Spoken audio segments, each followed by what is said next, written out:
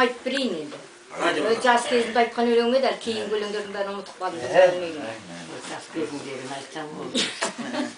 Абайдың өлеңін айтайын ба? Айтыңыз абла. Айта беріңіз. Айта беріңіз. Ана жеңілдеу ананы айта салайын. Иә, жеңілдеуін айта беріңіз. Жеңілдеу жақсы. Бізде дәрігер бір қыз бар. Өйде. Десе болар жұлдыз бар. Ол жығы жерде жүрегім, бірде жалын, бірді зығар.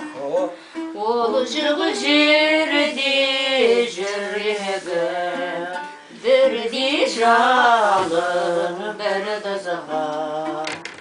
Сосын дағы көп несін ұмытып бардым.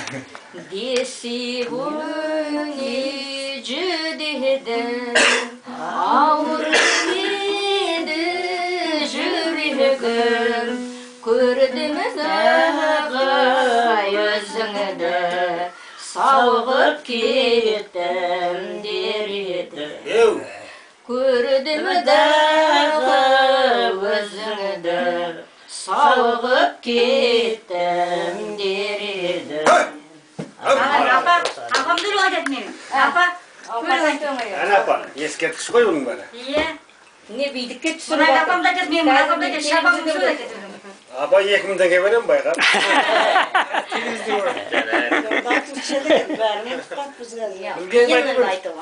Айтыңыз. Көптен айтпаған қиын. Ой Алла. Сәпсем айтпағасын қайда, көптен не деймін? Апа 3000 теңге берем деймін. Ал онда бата берсін. Жоқ, өлең айтыңыз. Айтайын деп отыр. Айтайын деп отыр. Айтқызақ кеп тұр апам. Астақтатып салғаным, жайлау әні, баққамалы жайлаудың болған сәні маржан-ай.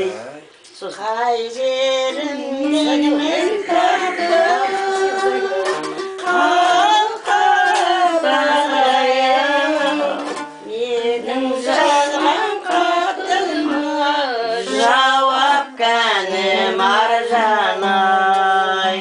кездескен күн есімде, айлы жаздың кешінде, еске сақта қалқатаяу, айта берем ау несін. Өлеңіздер. Ой құрбы,